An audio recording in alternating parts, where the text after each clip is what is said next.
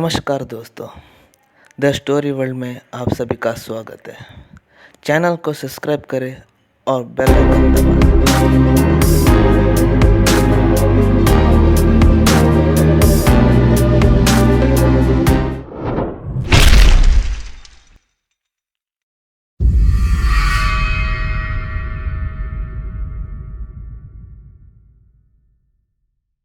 दोस्तों, एक कहानी है मुंबई की बिजनेस टाइकून संजना श्रीवास्तव की है।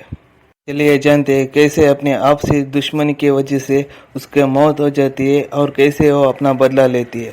चंद्रकांत मिश्रा और उनके परिवार पुणे में अपना सरल जीवन बिताते थे। चंद्रकांत मिश्रा एक सॉफ्टवेयर इंजीनियर था और उनकी पत्नी गीता HR थी। उनको 8 साल की जुड़वा बेटियां थी, आरती और पूजा। बच्चों की वेकेशंस चल रही थी, इसलिए मिस्टर मिश्रा ने 2 दिन लोनावाला घूमने का प्लानिंग बनाया। मिस्टर मिश्रा और उनके परिवार लोनावाला के लिए जा रहे थे, लेकिन गाड़ी में कुछ खराबी के कारण गाड़ी बीच रास्ते में रुक जाती है। मिस्टर मिश्रा गाड़ी स्टार्ट करने की बहुत कोशिश करते हैं, मगर गाड़ी स्टार्ट नहीं हो जाती है।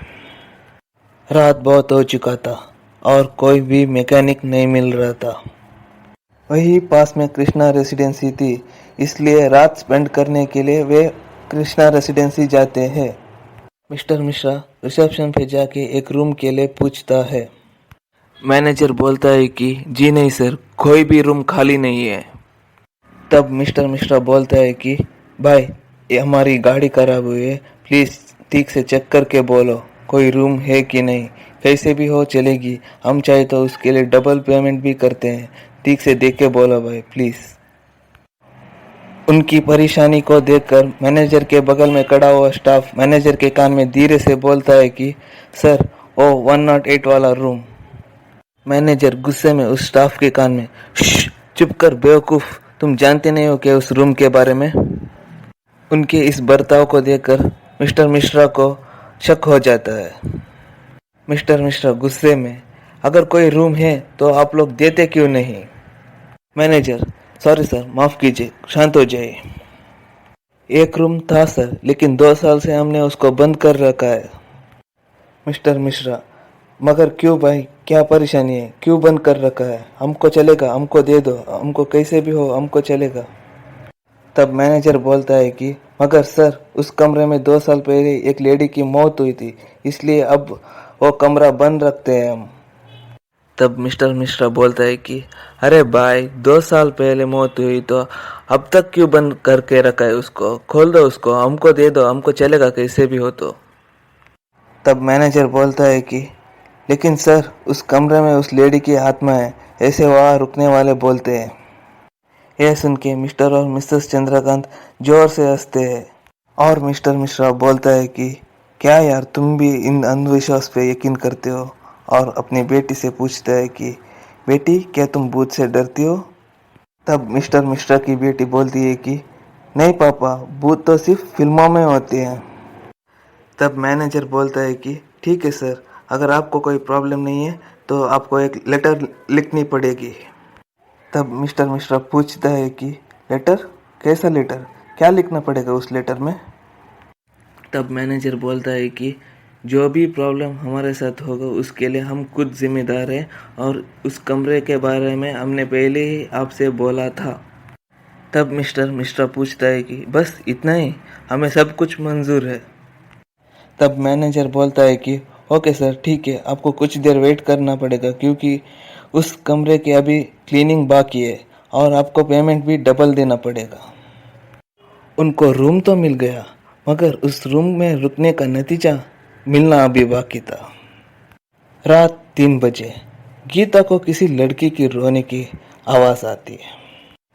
गीता उठ के अपने अगल बगल देखती है, लेकिन उसको कुछ पता नहीं चलती है, इसलिए फिर से सो जाती है। फिर से गीता को किसी की रोने की आवाज़ आती है, इसलिए इस बार अपने बेटियों को देखती है, लेकिन दोनों अच्छे नींद में सो रहे होते हैं।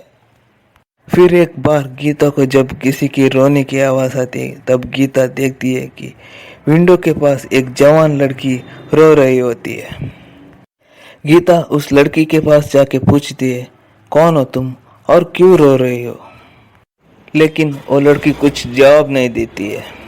इस बार गीता उस लड़की के कंधे पे हाथ रख के पूछती है, कौन हो तुम? तब वो लड़की अचानक घूमती है और उसकी चेहरा बहुत ही डरावनी होती है। उसको देखकर गीता डर जाती है और चिल्ला के बेहोश हो जाती है। तब मिस्टर मिश्रा जागता है और गीता को बेहोश देखता है। बेहोश गीता को देखकर मिस्टर मिश्रा डर जाता है और जल्दी ही पानी लेके उसके जगाने की कोशिश करता है। मिस्टर मिश्रा के पानी डालते ही गीता डर कर उठती है और पूछती है, चंद्रकांत चंद्रकांत वो लड़की कहाँ गई चंद्रकांत? चंद्रकांत गीता को पानी पिलाता है और रिलैक्स करने के लिए बोलता है। अब चंद्रकांत गीता से फिर से पूछता है, अब बोला गीता, क्या हुआ? कौन सी लड़की? यहाँ तो कोई भी नहीं है गीता, क्या हुआ तुमको? कोई बुरा सपना देखा है क्या गीता? अब गीता बोलती है, नहीं चंद्रकांत, मैंने वहाँ विंडो के पास एक लड़की को रोते हुए देखा, तो मैंने पास जाके पूछा उससे, तब उसने अपना चेहरा दिखाया तो उसका चेहरा बहुत ही डरावना था चंद्रकांत, बहुत ही डरावना। उस डरावने चेहरे को देखकर मुझे बहुत डर लगा चंद्रकांत, इसलिए मैं चिल्लाई। अब चंद्रकांत बोलता है कि हो गीता, क्या हुआ तुमको? तुम भी ऐसे अंधविश्वास की बातें करती हो? ये सब तुम्हारा भ्रम है गीता, और कुछ नहीं। लगता है उस मैनेजर की बातें तुम्हारे दिमाग में अब तक घूम रही, इसलिए तुम ये सब सोच के सो रही हो। वैसे भी कल जल्दी उठ के जाना है ना, इसलिए अब जल्दी से सो जाओ, ठीक है? अगले दिन सुबह जल्दी उठ के चंद्रकांत मैकेनिक को बुलाता है और गाड़ी ठीक करने को बोलता है। गाड़ी ठीक होते ही चंद्रकांत रूम को चेकआउट करता है और मैनेजर को बोलता है, अरे भाई, इस रूम में कोई भी भूत बाधा का समस्या नहीं है, ये रूम बिल्कुल ठीक है। मिस्टर मिश्रा से ये बात सुनकर मैनेजर बहुत खुश हो जाता है और बोलता है, धन्यवाद सर, आपसे ये बात सुन के हमको खुशी हुई। आपसे फिर मुलाकात की इच्छा रखते हैं, आपके दिन शुभ हो।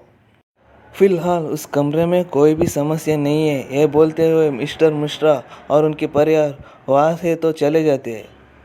क्या सच में उस कमरे में कुछ नहीं होता? क्या सच में इसके बाद उनकी ज़िंदगी अच्छी से कट रही थी? इसके बाद मिस्टर मिश्रा के हंसते खिलते परिवार में क्या क्या होता है जानते हैं अगले हफ्ते अगले वीडियो में। तब तक के लिए tata, bye bye, take care. Video अच्छी लगी हो तो लाइक कीजिए, शेयर कीजिए, कमेंट कीजिए और सब्सक्राइब करना